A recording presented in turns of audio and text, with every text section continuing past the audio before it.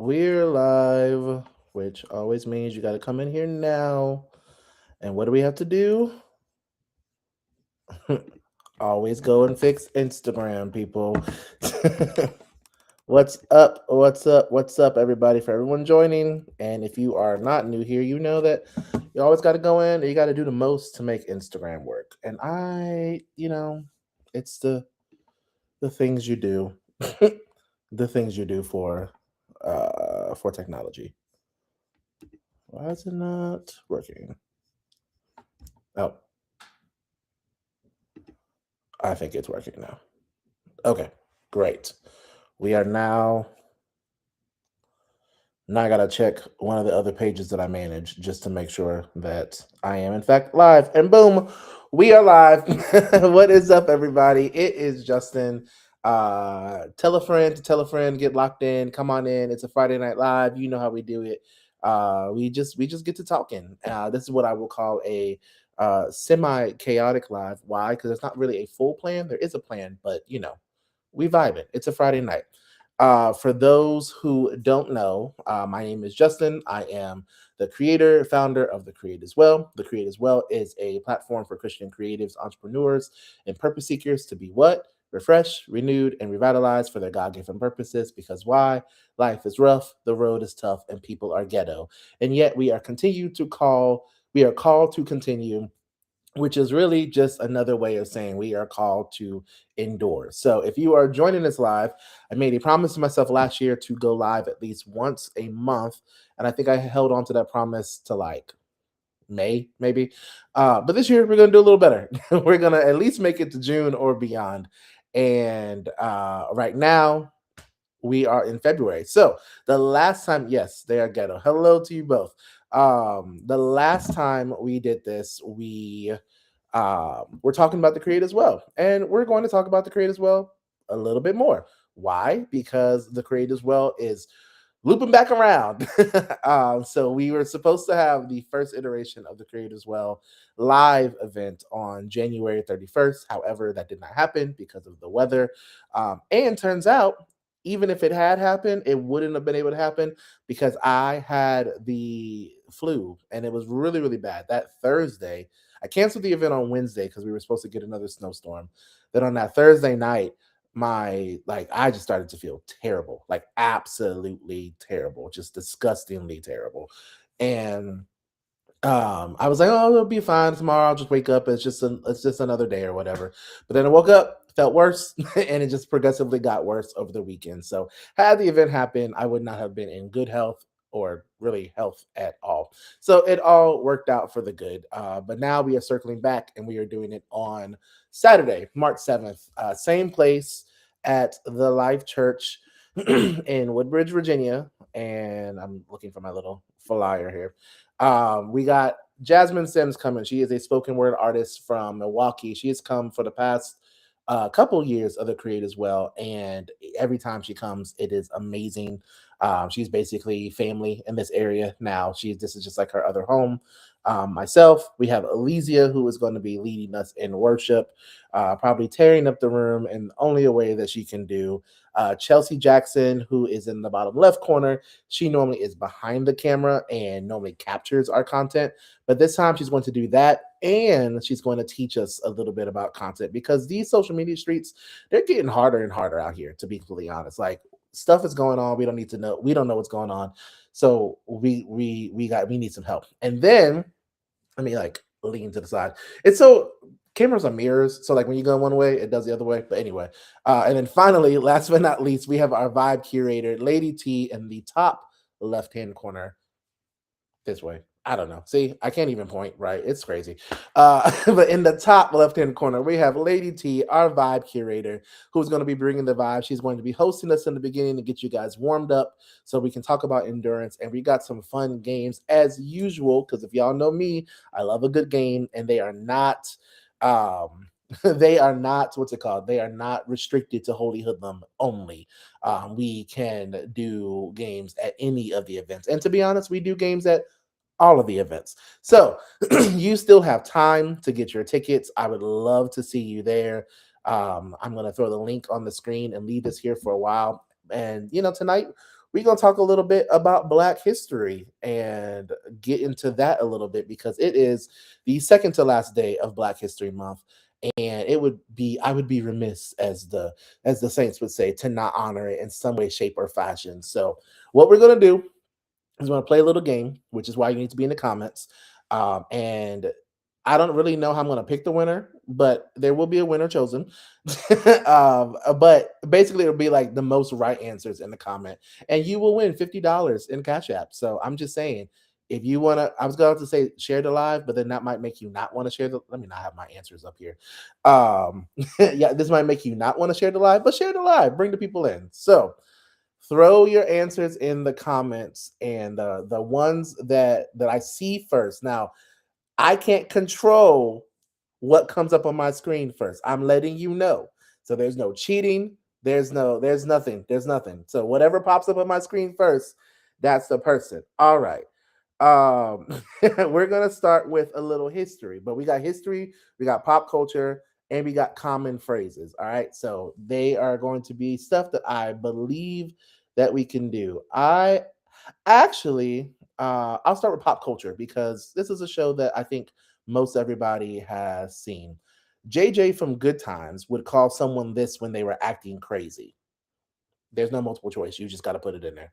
This is really a test of who can type the fastest. Courtney said, "Don't you play with me?" Well, I have to play with you. It's a game, and that is the premise of what we're doing. Uh, I guess that's a half a point. That's not 100. Jive. Okay. All right. We got Lady T. Let me go ahead and put my scorecard. Lady T got one. Okay. You didn't watch that? That's like that's kind of crazy. You know, you can be family with someone and be raised totally different. That's so strange to me. Okay. Uh according to Kanye, no, never mind. I'll skip that one. Who pulled up to the club with their gas tank on E, but the drinks were on him?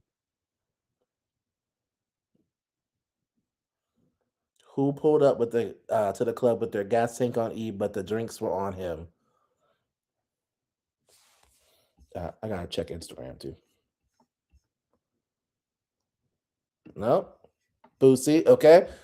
Oh, see, it's the autocorrect for me, but Tandela, you still win. All right, those are Instagram land. Y'all can play too. If y'all are just joining, we're doing Black History trivia to get us warmed up before we talk about what we're going to talk about.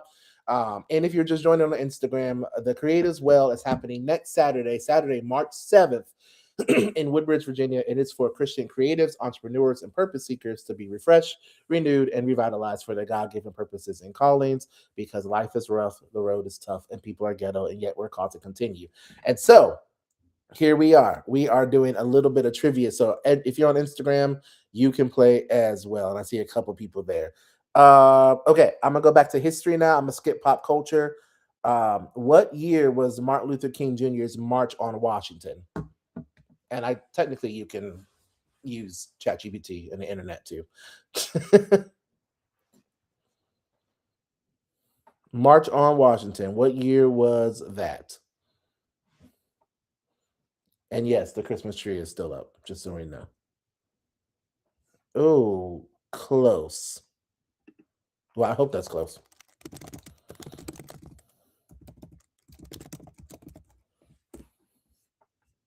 Oh yeah, no. That, oh, Tandela is racking up these points. Lady T is about to have a new fit for the well because she about to get this $50. Okay. Next one. Who wrote the Negro National Anthem? It's not a lie. It's what the it's what I see on the screen. Well, then go to Instagram. Then go to Instagram. I don't know. I don't know what to tell you.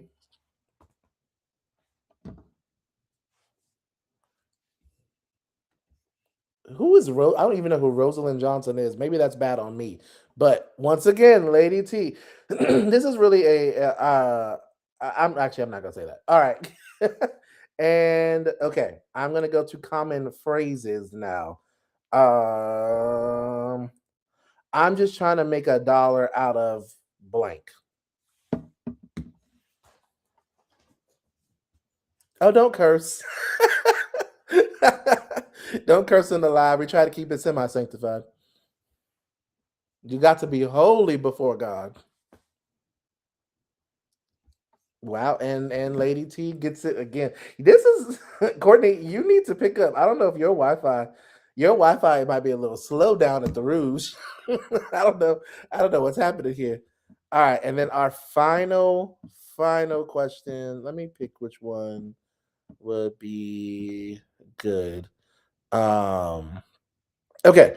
Rosa Parks did not give up her seat. What city did this take place in? Listen, if you can make $1 out of 10 cents, that's really impressive. To be completely honest, 15 at least gives you a little bit of head start. Courtney, you win. You get it. It's Montgomery. It is Montgomery. Cool. Well, you just stop, Tandela. just just stop. Just stop. All right, cool. So that's what's up. She's stuck on Claudette Colvin. Yes, you got 1 point. You clap it up for your point. Your 1 point matters. That's good. So speaking of Black History Month, one of the things that I did this year, I try to always do something that like honors the history, honors the culture a little bit. So I made this shirt, and it is based upon the theme of the creed as well. But in reality, when it comes down to it, Black people through our ancestors, through our history, all that we've been through, and the legacy that we left is a legacy of endurance. So everybody that is featured on this shirt is a trailblazer, either of the past or people who are currently blazing trails that they are a part of, because you've got people in here like Martin Luther King Jr., like Kamala Harris, like Jasmine Crockett, who are political activists, like President Barack Obama. You also have a bunch of musicians who changed the sound of gospel music, and the sound of the church, from like Fred Hammond, Kirk Franklin, um, the Clark sisters, Yolanda Adams, and then finally you've got, on the last row what I would call like the creatives and more not not abstract, but just that aren't kind of newer in a way of doing different things. So you got Will Johnson with Choir Rehearsal with Friends and his comedy, his content, Kev on Stage, Yvonne Orgy, the Perrys, just different Steph Curry, just different people like that, and of course Lecrae. So if you would like one of these, you can get these on my site as well. So if you go to the same place, well, not the exact same place, but if you go to the website and put shop instead of the create as well, that can get you to the shirt. But yeah, so I'm gonna go ahead. We're gonna transition out a little bit. I'm gonna throw this one back up on the screen because let's talk a little bit. So there are some people who may not make it, who some people who, for whatever reason, if you don't make it, I'm sad for you. I would love for you to make it. I would love for you to hang out with us, because I think the concept of endurance is something that all of us can really relate to, and we all need in our life in some way, shape, form, or fashion. So this live will be up for people, and I'm talking like this because there are big people who inevitably come back and watch this. But endurance is something that, whether you identify as a creative or you're trying to become creative, or if you just have been called in a different area in your life to do things, we all need endurance, and we all struggle to endure at some point or another. And sometimes it's multiple points that we struggle to endure. And endurance is just really the ability to keep going. And that's something that we struggle with, because again, life is rough, the road is tough, and people are ghetto, and people are often the thing that makes us not want to keep going. I am inclusive in that. That is typically the thing that makes me say I don't want to do something anymore, or I'm tired of doing this, I'm tired of fighting this, I'm tired of whatever. So I recorded this podcast this past week, because there is a podcast that is associated with the platform of the Create as well. But the podcast was recorded and it looked really, really good. I did really great with the lighting, and the audio did not come out at all. So what we're going to do is kind of redo a little bit, a short snippet of that podcast tonight. because I just think it's something that's important, I will re-record it in full and put it out there. But just in some short snippets. So again, whether you are there or not, I just want to be able to impart this because I think knowledge is power, knowledge is information, and there shouldn't have to always be a paywall on things like that. Just take that to the media. But anyway, but before we even go any further, why should someone come to the Create as well? So that's a question to you all. You can throw it in the chat, but I'm going to give you my answer at the very least.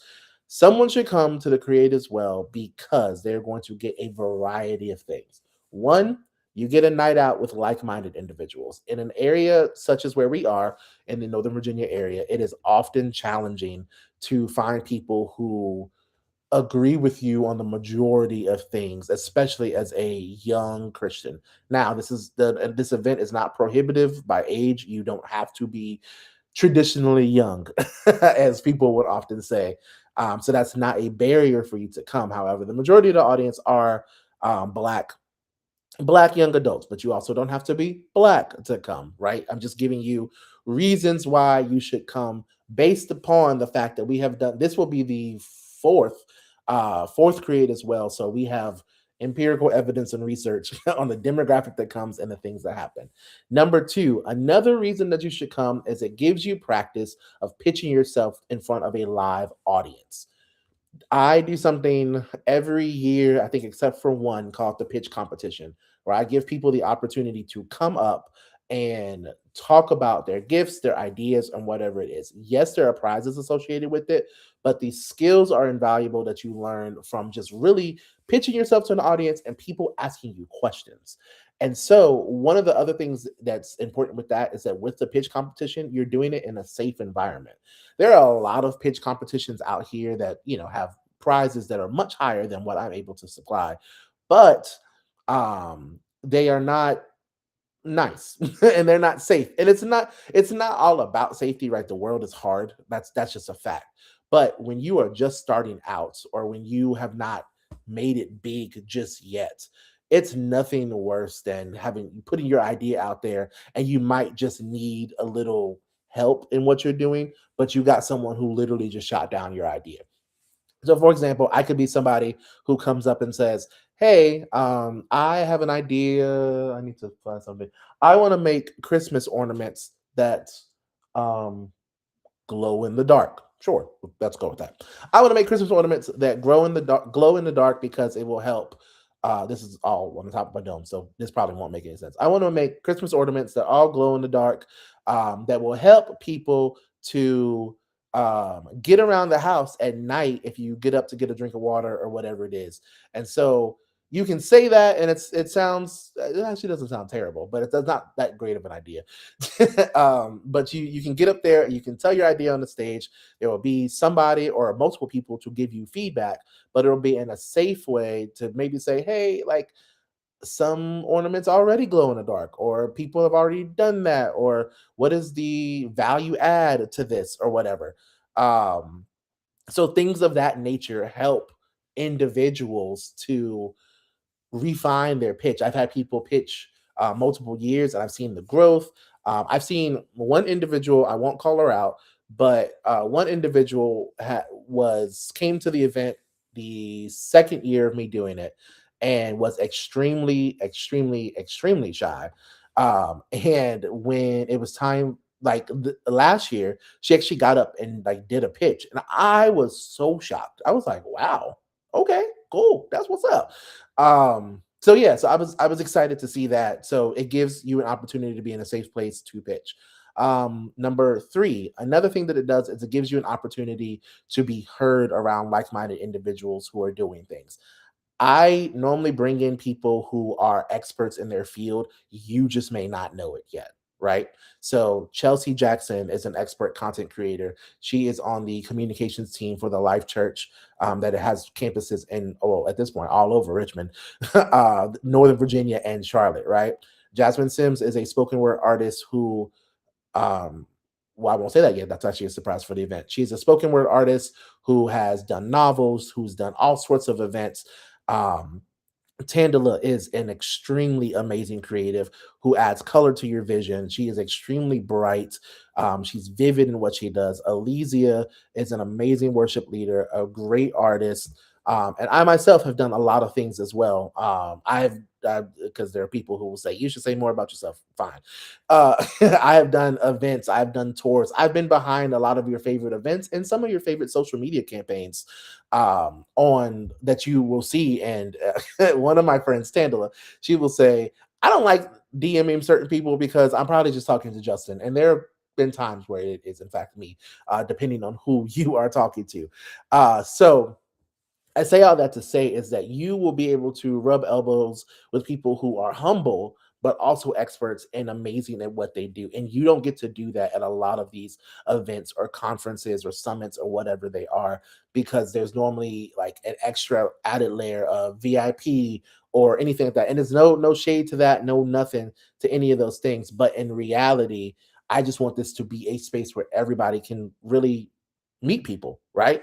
And hear what they need to hear. And last year we instituted something where I literally gave the audience time to ask questions, like and how do you? It was about the valley last year. How do you get out of your valley? How do you navigate your valley?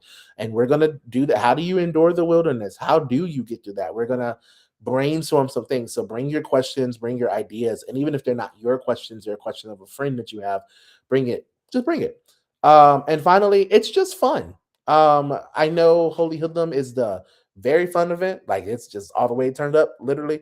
But there's still fun in the create as well. So it still serves as a night out. It still serves as an opportunity to meet new people. But like I said, you get the pitch competition, you get networking opportunities for $25, like literally a conference. And people have told me several times that the things that I put on I should charge for a lot more.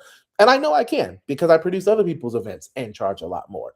But I really want, like, my heart of hearts, I really want Christian creatives, entrepreneurs, and purpose seekers to win, because life is hard enough. So at least let me slide me $25 and we call it even. But for what you get, it's amazing. And in addition to that, the music is always really, really good. And it's something that we just really enjoy.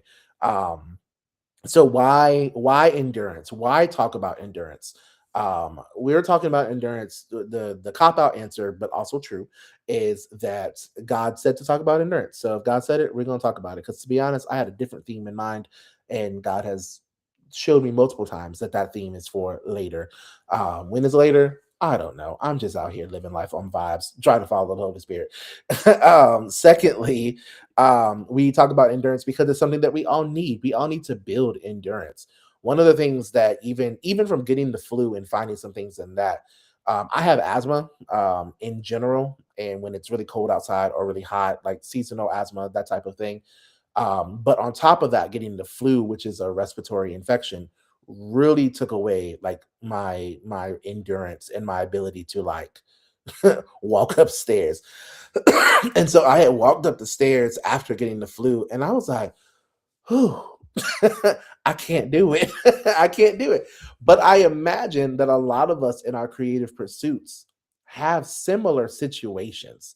We have been dealing with a a rough team manager for years. We have been in a place that has shackled our creativity, has shackled your ideas, a place where you feel like you're not heard, where you're not seen, where you're not cared for. And in a lot of those situations, people will tell you, culture will tell you to quit. And the thing about it is I never, ever, ever, ever, ever will encourage you to stay in abuse. That's just not me. I'm never going to say that. If you are truly being abused and the Lord is not commanding you to stay for whatever reason, because his protection will be there for you. Because that's the thing. Abuse that is, I use my pick my words very carefully. Abuse that is sanctioned and purposed by God. So when we're talking about this, think about like Hagar. Think about Hagar is a perfect example. Take the shackles off your feet, dance for and dance. um, Abuse that is in God's sovereignty. God is sovereign over everything, so He's aware. But when God is using tough situations to mold and shape you, he's also going to provide protection for you. So think of the three Hebrew boys when they were going through the fiery furnace, right?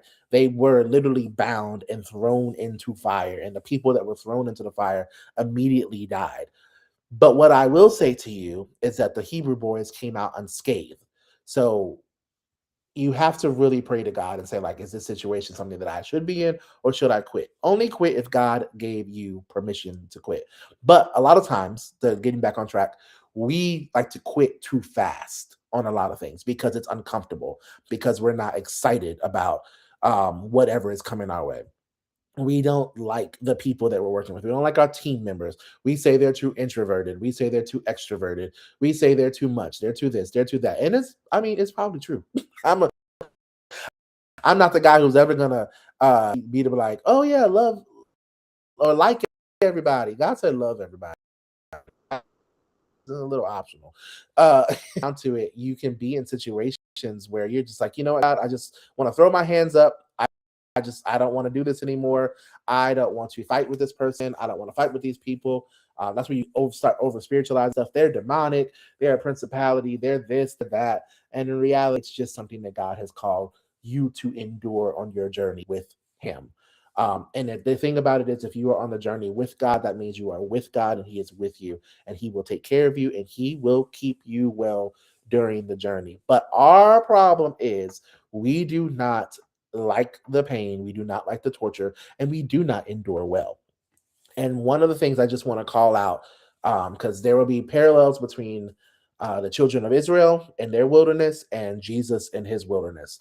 Granted, yes, I know the children of Israel were in the wilderness for 40 years and Jesus was in the wilderness for 40 days. But there were still a lot of parallels in their story. And there are good examples for both of us. The children of Israel are examples of what not to do, and Jesus is an example of what to do. And so, just quickly talking about the example of what not to do is with the children of Israel. When you are in a wilderness situation, um, and I'm just going to the Bible so I can quote this properly. When you're in a wilderness situation, a lot of times we end up deciding that we want an idol to take the place of our God. And that is something that we absolutely struggle with in today's society too. We decide that we want to cope with the pain and the tension and the frustration that we're feeling in our wilderness season with something that God did not ordain or establish for you to cope with. The children of Israel, when Moses was on Mount Sinai for 40 days, he was gone, and the children of Israel were downstairs, or not now, not downstairs.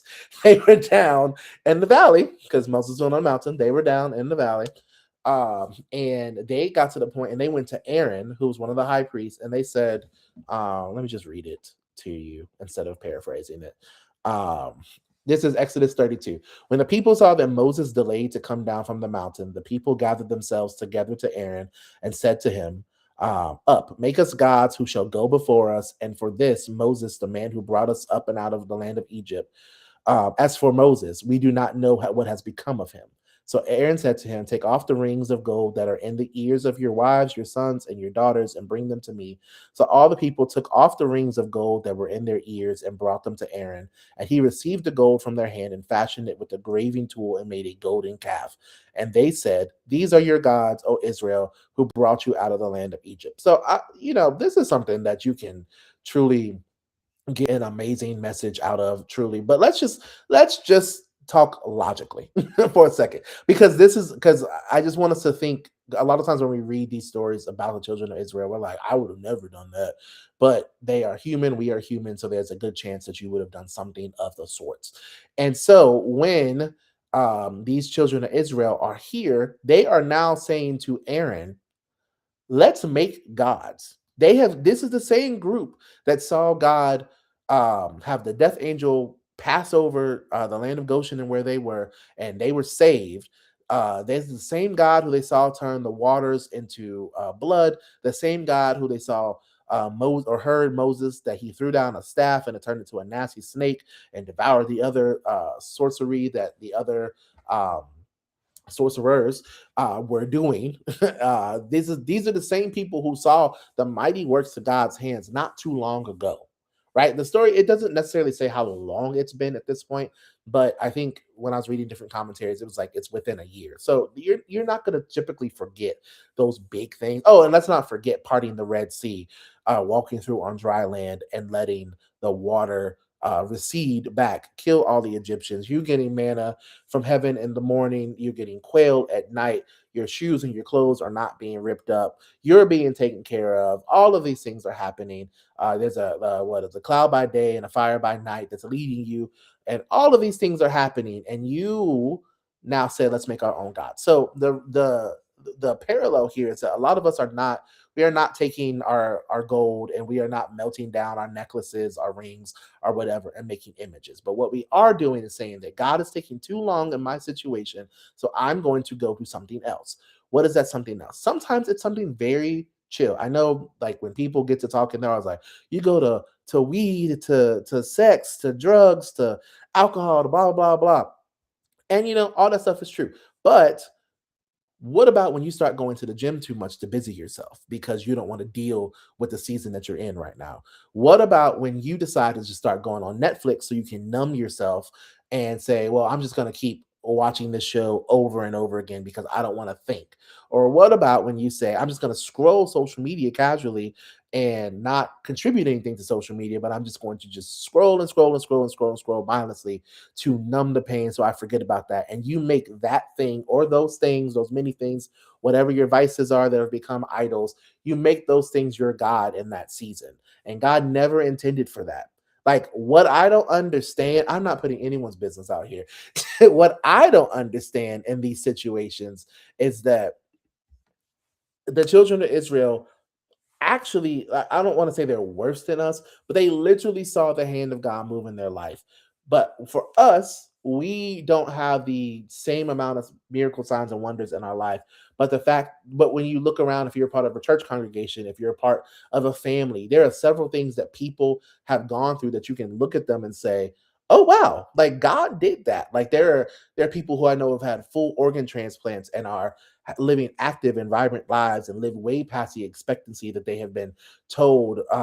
Like they're just amazing. I've seen people be sick. I've seen someone be sick for a long time and no one really know what was wrong for her with her, and she goes to church and she praises God and she shouts a little bit and then she eating shrimp for Thanksgiving. It's amazing. Like, it is amazing, and she hadn't been able to hold down food and she's been good like God, when we have these examples in front of us in your own life, we have to remind ourselves in those wilderness seasons that God came through, and it is a trick of the enemy, it's a trick of our own mind, and it's a trick of some of the people around you to try to make you think that God is not going to come through. Because what they did is they did not want to wait. And that's what we do. We don't like to wait. And we might be even more impatient than they are because we got microwaves, we got air fryers, we got instant messages, we don't have house phones. Like, we don't have any of those stuff that would require you to wait. I was thinking about this the other day that if you are millennial or older, you grew up in a time when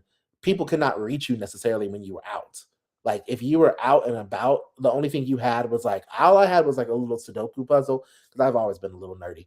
I had a little Sudoku puzzle or like little games or whatever to play, like a little Game Boy or whatever. But that was it. Like, I didn't have a phone, and when I did finally get a phone as a in eighth grade, I got a phone and it was a flip phone. And anytime I hit that internet, it would charge my parents, and I'd be very like I was scared. I was like, oh no, I accidentally hit the internet. No, dad, see me right now. I'm hitting end. I'm hitting end. I didn't mean to. I didn't mean to. So we didn't have all the access and all the quickness that we have in today's society. And so I say all that to say, like, we and the poor children who are younger than us, like, I don't know what to tell you, but we know how to wait. We know how to come home expecting a call, hoping that someone's going to call, whether it's your little boo, whether it's your friends, whether it's your family, whatever the case is. You had to wait until after 7 or after not after what after 9 on during the week or after 7 on the weekends or something like that. You had to wait to a time when you could do stuff. Now we have full access to things, and it's done is mess us up in our ability to endure fully in the things that God has called us to do. So one after nine, thank you. So one of the things, like, that's a big thing. So when we are in our wilderness seasons, we have got to stop making these idols. We have got to stop saying, I don't want to wait on God's coping, God's healing, God's whatever. I'm just going to do it myself. Another example is in Exodus 16, where Moses tells the children of Israel, they were just acting up the entire book of Exodus. The Prince of Egypt, such a great movie, such a great movie. But after it ends, the people got really ghetto. So, yeah. Your mom had you unlimited since the ninth grade. You know what? Let me talk. I need some retroactive back pay because I I don't think I got unlimited minutes or anything until I got an iPhone, and I got an iPhone my first year of college. So I think I had that. I think I had that flip. I had that flip phone for all of high school. I think, I don't know. Only child perks. Yeah, I didn't. I'm an only child too. We bless you. That is so wonderful. Oh, she's here. Hello, mom. You really have to announce yourself when you're here earlier, because otherwise, who knows? But that also teaches you, don't say anything that you don't want to stand on, and don't say anything that you're gonna be ashamed of. I'm just saying. But anyway, um, where was I? Oh yeah, Exodus 16. So in Exodus 16, the children of Israel were telling Moses that, telling Moses that they were hungry, that they were unwell, they were just mad, blah blah blah, all the things. And so God told Moses, and Moses told the people that in the morning you'd have fresh bread, manna, and in the evening you'd have quail. And this is when he established the Sabbath for them. And he said, for the first 6 days of the week, you'll go out in the morning, you gather your manna, and at night you gather your quail. That'll be your meat. Only take the portion that you need. Don't get greedy. Don't do too much. But on the sixth day, when you go out to gather enough for that day and the day after. And so, because they're not supposed to work on the Sabbath day, they're not supposed to do anything. But what ends up happening is there are people who start gathering too much, and when they took more because they had trust issues, they didn't trust that God was going to send the man the next day. They didn't trust that he was going to send the quail the next day, even though he said he was going to do it. No, they did not have chicken. Quail is like a type of chicken or something like that. Um, I don't know. I've never actually had it before. You know what? This is total aside. This is the problem when you have people that are in your life in the comments. Courtney, remember that brunch that we went to Baton Rouge, that the first brunch that you suggested that we went to, that we decided that we didn't want to go to? They had quail on the menu there. Probably was disgusting. And I'm so glad that we went to the second choice, because that was a great brunch. But anyway, so we still don't know what quail is. But anyway, there were people that gathered. They kept gathering the quail and the manna, and they gathered more than they needed. And so when they got more than they needed, when they decided to trust their own intellect instead of what God told them to do, it spoiled. It turned into worms and maggots. The camp was overrun, and it ruins other people's supply. So when you're greedy, when you're trifling, when you're not trusting, you can also ruin somebody else's supply. And the stuff kept coming. So, that's my two hot points for tonight, because we're not gonna go too long. Because some of y'all, I don't know what you want to do. It's a Friday night. Go be young, wild, and free. I don't know. I don't care. Don't do anything crazy.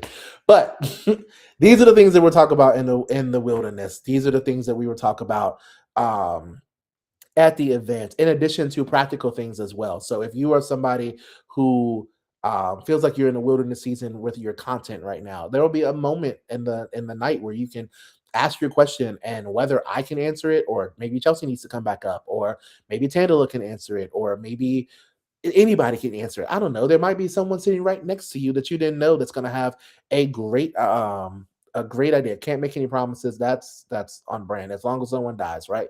Um, so there will be people up there to help guide you through those different situations and stuff, right? If you are someone who is just thinking about starting and you don't know where to start, like, it's a good place to come.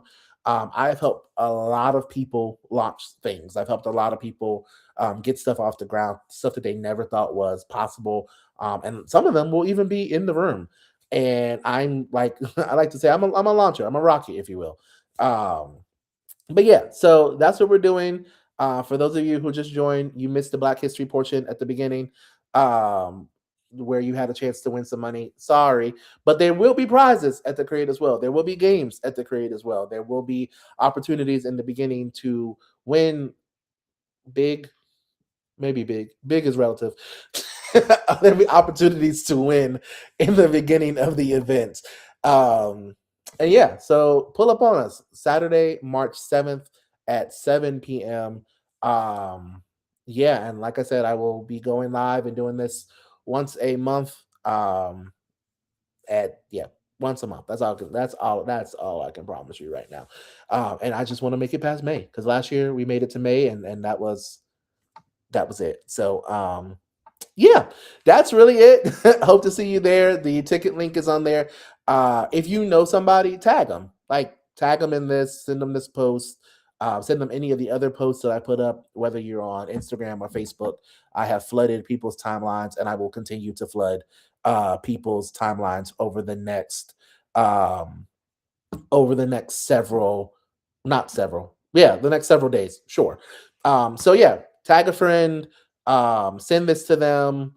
Saturday, March 7th, Create as Well live at in Woodbridge, Virginia. Another thing that and this is scary for me because you can never really trust what people will say. I'm gonna let you tell your stories about how you survive your wilderness season, but you got a minute and a half, and I'm gonna talk to my team. Maybe it needs to be 30 seconds. I don't know. We'll figure it out. It can't be everybody because not everybody knows how to tell a story, and sometimes, I shouldn't say it out loud, but I'm gonna say it anyway. Some people's stories are boring, so don't bore us. That's just what I'll say. If you got something good to share, do it. Like let your story be good. But don't get up there and say something like for for those who know what I'm about to say, the reference. Don't get up there and say something that amounts to in seventh grade I cussed because get off, get off the stage. We don't need to hear that. But if you are pitching your services, the people are telling me I'm done, so I'm gonna get off. But if you are pitching your services, if you are pitching yourself, the prompt that you will answer is how does your gift or gifts help people to endure, or subsequently you can flip that a little bit. How do your gift or gifts refresh people so that they can last longer? Same thing. I don't know. It's the same concept, but you only get a minute for that. I'm just letting you know that. So you will get up there, you'll get the microphone, the timer will start. There will be a timer behind you, and there will be not go to bed for the night. Oh, sorry. There'll be a timer in front of you, and there will be a timer behind you. And I might ask the musicians to just start playing loudly if you are going over your time. So excited to hear the pitches, excited to hear people's stories, excited to hear the questions, just excited for the event. And if you know me, I don't really get excited about my own stuff because I'd rather live in negative emotions than positive emotions. And that's my cross to bear. So I will see you all next Saturday. You don't want to hear about it. You want to be there, all the things, et cetera, et cetera, et cetera. Good night. You stole fruit snacks from the pantry. Oh, well, someone should tell your mother. Good night, everybody. I will see you there. We might do this again next Friday. I don't know. Probably not. Nope, we're not doing it next Friday. This is it. All right, bye. Oh,